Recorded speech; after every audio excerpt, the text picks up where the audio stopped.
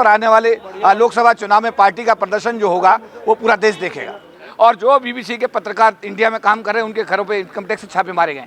तो सरकार की जो दमन की नीति है उससे पूरा देश वाकिफ है। अगर हमारी पार्टी सत्ता में आती है तो निश्चित रूप से मजदूरों का, गरीब किसानों का, है ना, जो भी हमारे SC ST OBC जो भी समाज के लोग हैं, माइनॉरिटी के लोग हैं जिनके साथ न्याय नहीं हो रहा है, पार्टी हर वर्ग के व्यक्ति के साथ न्याय करने की हर संभव कोशिश करेगी। देखिए, इसका तो भारत का एक एक आदमी इस बात का साक्षी है कि जो मोदी जी ने कहा है उनकी कथनी करने में कितना अंतर है, ये तो पूरा देश देख रहा है।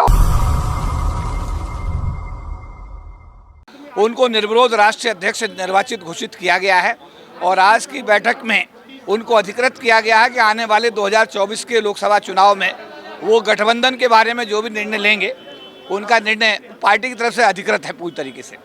तो आने वाले दिनों में 2024 का जो लोकसभा चुनाव है उसको लेकर के भी पार्टी बड़ी गंभीर है और ये संकल्प है कि हमारी पार्टी के सांसदों की जो संख्या लोकसभा में भी 0 है, आने वाले 2024 में संख्या कम से कम 10 को पार करनी चाहिए। राजस्थान में आपने अभी आप लोगों ने बताया कि राजस्थान में सरकार बनाने वाली, क्या राजस्थान में किसी अन्य पार्टियों गठबंधन से कि अकेले? देखिए, ये फैसला राष्ट्रीय अध्यक्ष को लेना है। अभी इसमें बहुत जल्दी होगा, जल्दबाजी होगा कुछ भी कहना। राष्ट्रीय अध्यक्ष जो भी परिस्थितियां पैदा होंगी राजस्थान के केस में उसी तरीके से, वहाँ पे सरकार में हमारे मंत्री हैं, एक मंत्री भी हमारे राजस्थान की सरकार में हैं, तो राजस्थान के मामले में माननीय अध्यक्ष महोदय अपना निर्णय लेंगे और जो भी निर्णय होगा वो सारे देश को उसका पता लगेगा।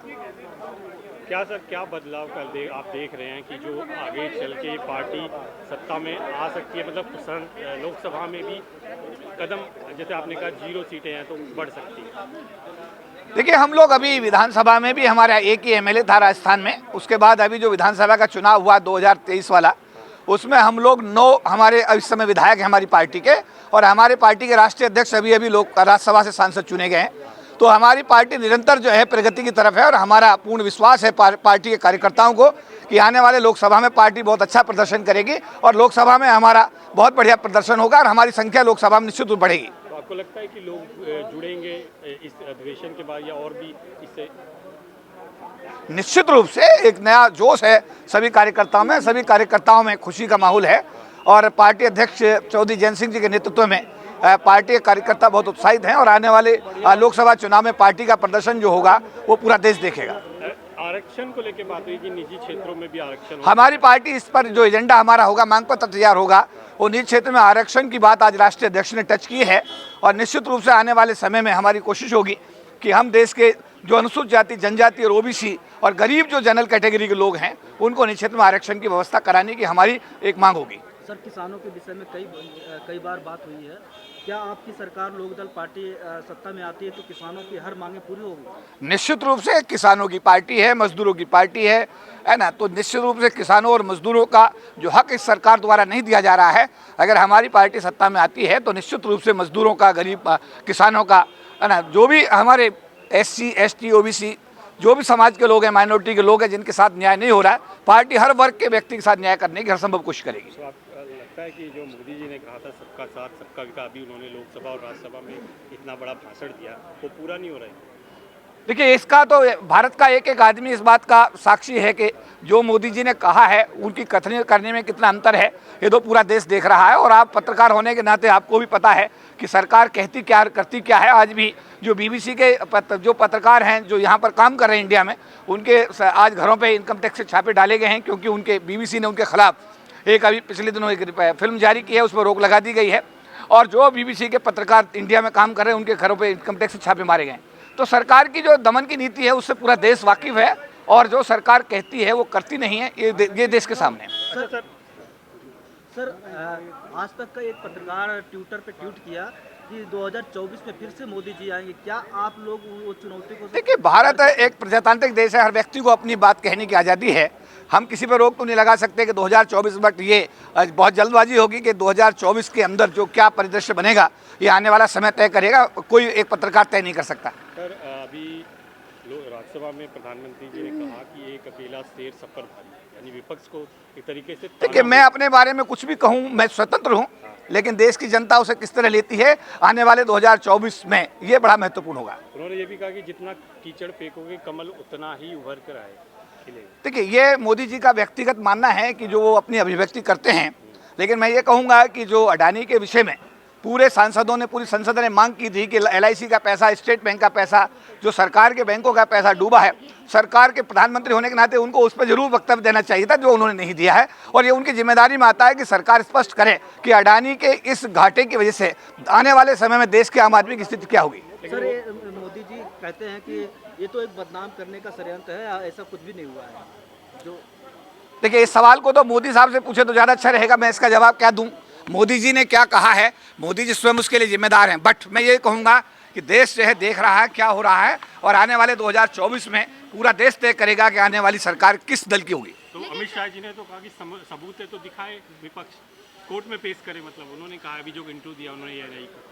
देखिए, मेरा कहना यह है कि जो रिपोर्ट्स आई हैं उनके आधार पर जो देश के अंदर माहौल पैदा हुआ है उसमें अस्थिरता का माहौल है, उसमें सरकार की जिम्मेदारी बनती है कि देश के ने सवाल जो खड़े किए हैं सरकार उनका जवाब दे करके अपने आम आदमी की भावना का आदर करे। लेकिन सर, जब अमित शाह जी से सवाल पूछा गया कि राहुल गांधी ने आपसे पूछा तो बीजेपी क्यों चुप है, तो उन्होंने कहा ना बीजेपी को डरने की जरूरत है और ना चुप रहने की। देखिए, ये अमित शाह जी का ये जो बयान है इस पर मैं क्या टिप्पणी करूं।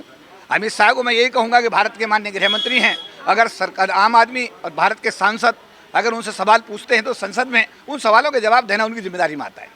लेकिन उन्होंने कहा है ऐसे जो संसद चल रहा है, जिस चीज पे बातचीत के लिए है तो उस पे बातचीत करें, अदर मुद्दों पे बात ना करें।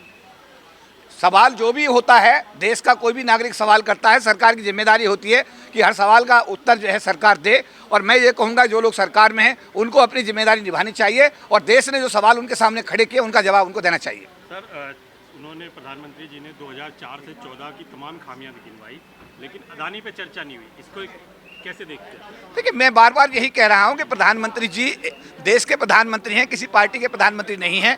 उनको जो सवाल उनके सामने रखे जाते हैं उनका जवाब उनको जिम्मेदारी के साथ देना चाहिए। सर, जब चुनाव होता है, चुनाव हार जाने के बाद सभी पार्टियां आरोप लगाती ईवीएम पे कमी है, ईवीएम में खामियां हैं, लेकिन चुनाव उससे पहले कोई भी पार्टी सामने नहीं आके विरोध करती कि ईवीएम में कमी है। नहीं, समय समय पर सभी पार्टियां अपनी जिम्मेदारियों का निर्वहन करती हैं और ईवीएम को लेकर के तो हमेशा इस देश के अंदर एक सवाल खड़ा हमेशा रहा है। और मैं तो ये कहूँगा कि अगर कहीं ऐसे सवाल हैं तो उनका जवाब यही है कि ईवीएम हटा देनी चाहिए और बैलेट से चुनाव करा करके देश की जनता के जो संदेह उनके मन में पैदा होगा उसको दूर करने की जिम्मेदारी सरकार की है। और उसको सरकार को निश्चित रूप से ईवीएम को हटा करके आने वाला चुनाव 2024 का बैलेट से कराना चाहिए। अच्छा, विपक्ष को एक बात तो आपने भी सुनी कि मोहन भागवत ने जो कहा है कि जो जातिवाद फैलाया वो पंडितों ने बनाया है, तो उसके अगले दिन उनका खंडन भी आ गया उनके RSS के दूसरे साथी के द्वारा कि उन्होंने पंडितों का मतलब योग्य व्यक्तियों से था, ब्राह्मणों से नहीं था। उसका जवाब भी उन्होंने दिया है। तो उन्होंने कहा, उनके ही RSS के दूसरे आदमी ने उसका अगले दिन खंडन भी कर दिया है। लेकिन सर, ऐसे बयान जो एक संगठन है उसके अध्यक्ष अगर ऐसा बयान दें तो क्या लग रहा है? देखिए, आने वाले दिनों में ये राजनीतिक सवाल हैं, ये राजनीतिक सवाल होते हैं, इन सवालों का कहीं कोई अंत नहीं हो सकता है। अब उन्होंने क्या सोच करके ये कहा, ये अपनी बात कही है, ये तो इसका जवाब तो RSS के प्रमुख ही भागवत जी दे सकते हैं। क्या लग रहा है सर, विपक्ष एक हो पाएगा 2024? हमारी कोशिश है, हमारे राष्ट्रीय अध्यक्ष की कोशिश रहेगी कि पूरा विपक्ष एकजुट हो और आने वाले समय में 2024 में हम लोग मिलकर के, सारे दल मिलकर के सरकार बनाएं। अमित शाह जी ने ये भी कहा कि अगर सब एक साथ आ रहे हैं तो ये कहीं ना कहीं हमारी जीत है, क्योंकि कहीं ना कहीं वो लड़ नहीं। मैंने कहा, ये प्रजातांत्रिक देश है, इसमें हर व्यक्ति को अपनी बात कहने की आज़ादी है। गृह मंत्री जी भी इस देश के नागरिक है, वो भी अपनी बात अपने तरीके से कह सकते हैं।